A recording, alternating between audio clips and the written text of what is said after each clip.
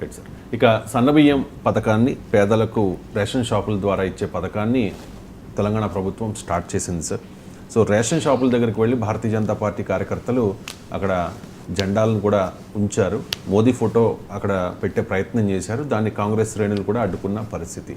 So ఇప్పుడు BJP సన్నబియ్యం దేశమంతా ఎందుకు ఇవ్వడం లేదు అని చెప్పి కాంగ్రెస్ నాయకులు క్వశ్చన్ చేస్తూ ఉన్నారు సార్. బండి సంజయ్ అంటూ ఉన్నారు దానిలో 37 రూపీస్ కేజీకి కేంద్ర ప్రభుత్వం భరిస్తుంది, 10 రూపీస్ మాత్రమే రాష్ట్ర ప్రభుత్వం ఇస్తోంది, మరి క్రెడిట్ భారతీయ జనతా పార్టీదే కదా అని చెప్పి బండి సంజయ్ వాదన. సో క్రెడిట్ ఎవరికి వస్తుంది సార్? ఆ 37 రూపీస్ ఎక్కడికి వస్తాయని చెప్తే క్రెడిట్ ఎవరికి వస్తుందో తెలుస్తుంది. కేంద్ర ప్రభుత్వం 37 రూపీస్ ఇస్తుంది, ఓకే, అది 37 ఎక్కడికి వస్తుంది?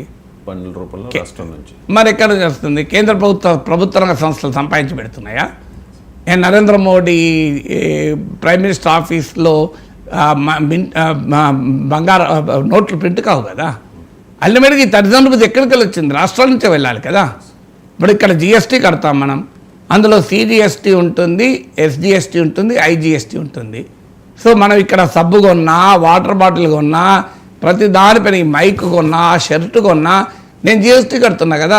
నా రాష్ట్ర ప్రభుత్వానికి డబ్బులు చెల్లిస్తున్నా, కేంద్ర ప్రభుత్వానికి కూడా డబ్బులు చెల్లిస్తున్నా. నేను ఇన్కమ్ ట్యాక్స్ కడతా ఎవ్రీ ఇయర్. నేను ఇన్కమ్ ట్యాక్స్ ఎక్కడికి పోతుంది? కేంద్రానికి పోవడం లేదా?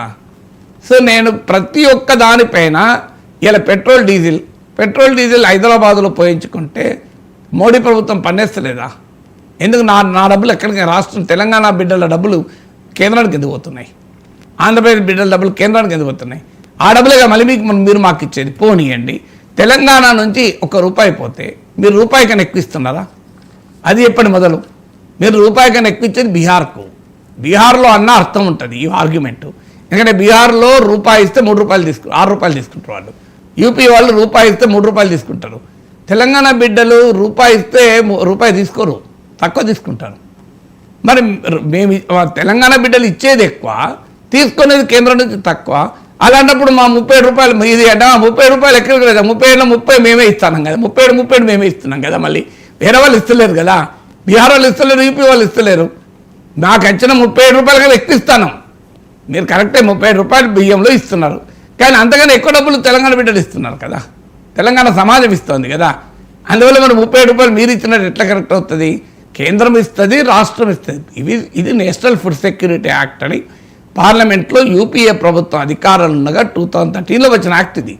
సో ఆ ఉచిత ఆహార పథకంలో కేంద్రము ఎంపిక చేసిన లబ్ధిదారులకు ఇస్తుంది, ఎక్స్ట్రా రాష్ట్ర ప్రభుత్వం ఇచ్చుకుంటుంది ఒకవేళ ఎక్కువ మంది ఉంటే.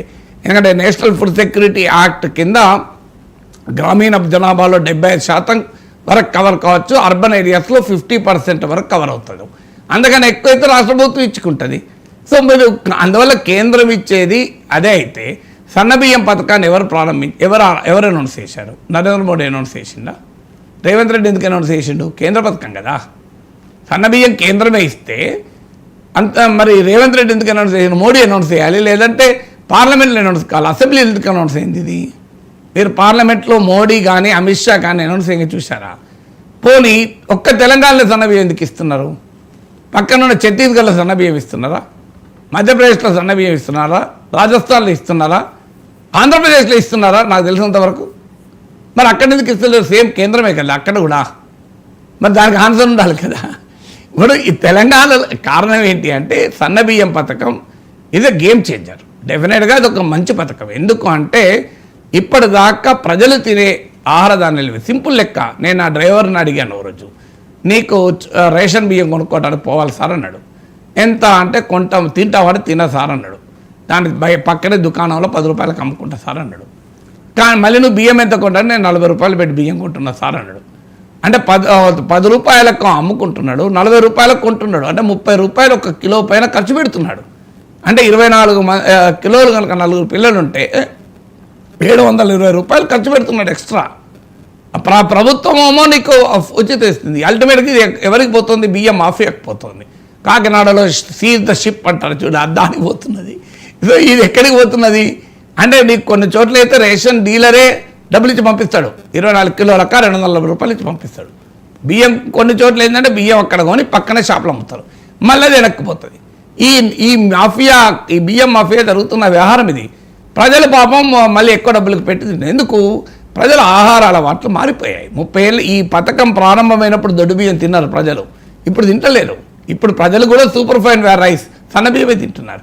అందువల్ల ప్రజలు తినే సన్నబియ్యం తింటే ఇచ్చారనుకోండి, దానివల్ల ఏమవుతుందంటే ప్రజలకు కనీసం ఒక కుటుంబానికి 700 నుంచి 1000 రూపాయలు మిగులుతుంది. ఇది మంచి పథకం కాదా? దీనికి అంత బ్రహ్మాండమైన స్పందన వచ్చే వరకే బీజేపీలో కాకపుట్టింది, లేకపోతే బీజేపీ పట్టించుకునే వాళ్ళే కాదు, సాధారణంగా ఉండాలి. ఎందుకంటే దీన్ని ప్రజల్లో పెద్ద ఎత్తున అనుకూల స్పందన వచ్చింది. దానివల్ల ఏమవుతుందంటే ఈ పొలిటికల్ ఓనర్షిప్ కొరకు పంచాయతీ మాదే అని. మీదే అయితే మరి ఇన్ని రోజుల నుంచి ఎందుకు ఇవ్వలేదు? కేసీఆర్ ప్రభుత్వం ఉన్నప్పుడు కూడా సన్నబియ్యం ఇవ్వాల్సి ఉండే కదా, 10 ఏళ్ల పాటు ఎందుకు ఇవ్వలేదు సన్నబియ్యం? పోనీ అదంటే అప్పుడు బీఆర్ఎస్ ప్రభుత్వం, మీరు అధికారంలో ఉన్న చోటు ఎందుకు ఇస్తలేరు? పోనీ దేశమంతటా సన్నబియ్యం ప్రవేశపెట్టినప్పుడు అప్రిషియేట్ చేస్తారు, కరెక్ట్, ఇది కేంద్రం 37 రూపీస్ ఇస్తుంది, ఇది కేంద్రం మేజర్ కంట్రిబ్యూట్ అని చెప్పచ్చు. భారతదేశ వ్యాప్తంగా సన్నబియ్యం పథకం పంపిణీయే చేయండి, అప్పుడు బీజేపీకి రైట్ ఉంటుంది. ఎస్, అప్పుడు కూడా రైట్ పూర్తిగా ఉండదు, ఎందుకంటే ఎనీ పథకంలో కూడా కేంద్ర వాటా ఉంటుంది. ఇప్పుడు మీకు అలా అంటే మీకు ఉపాధి హామీ పథకం ఉంది, మేమే డబ్బులు ఇస్తాను అంటే ఎట్లా? మీ డబ్బులు ఎక్కడికి వచ్చినాయనేది మర్చిపోవాలి కదా. మీ రాష్ట్రాల లేకుండా ఎక్కడ ఫెడరల్ వ్యవస్థలో రాష్ట్రాలు కేంద్రం కలిసి పనిచేయాలి. ఇది నా డబ్బులు అని చెప్పి అనడానికి అవకాశమే లేదు. సన్నబియ్యం పథకం కేంద్ర పథకం అయితే నరేంద్ర మోడీ దీన్ దయాళ్ ఉపాధ్యాయ సన్నబియ్యం పథకం పెట్టి దేశమంతటా సన్నబియ్యం ఇచ్చారనుకోండి, పంచాయతీ పోతుంది కదా, అది ఇస్తలేరు కదా. ఎందుకు తెలంగాణలోనే ఎందుకు సన్నబియ్యం ఇస్తున్నారు? మరి దీనికి ఆన్సర్ ఉండాలి కదా. Thank you so much sir, చాలా అంశాలకు సంబంధించి